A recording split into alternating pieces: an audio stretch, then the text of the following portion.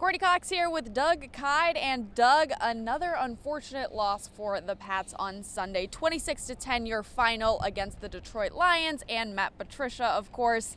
I got to start things off by asking, are they bad? Well, they are right now. They're playing bad. I'll put it that way, I guess.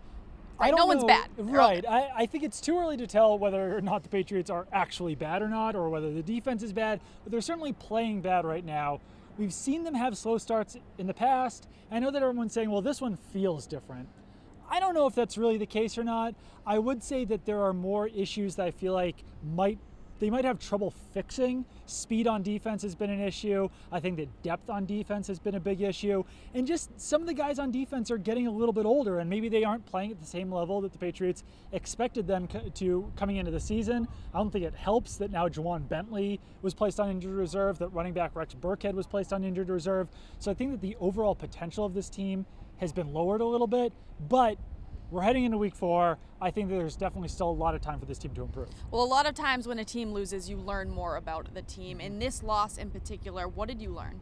Well, I definitely learned about the value of defensive end Trey Flowers, because he went out in the first series of week 2, so he's basically missed 2 straight games now. Patriots defense looked entirely different in week 1, and I don't chalk that completely up to the fact that the Houston Texans aren't very good. I think that Trey Flowers makes a huge impact on this team. I think that safety Patrick Chung makes a huge impact on this team. So when they come back, I do expect the Patriots defense to play a bit better, but there are definitely some issues that I found this week that I didn't really see in week 2, and one of those is just that this defense has a lot of trouble stopping speed and agility. When any running back or wide receiver makes a cut on the field, there's a lot of flailing involved, so that's definitely not a good sign. Post-game with Rob Gronkowski, he just seemed frustrated. His brother went on EEI, continued to say that he seems frustrated. Bill Belichick asked about it today. He doesn't want to talk about it. Do you think something's up there? Yeah, it's definitely strange. It's been an odd offseason for Rob Gronkowski. He definitely seems to be maybe throwing his weight around a little bit more, just from the fact that, and he admitted to it, he said that he would retire rather than be traded to the Lions. That's throwing his weight around.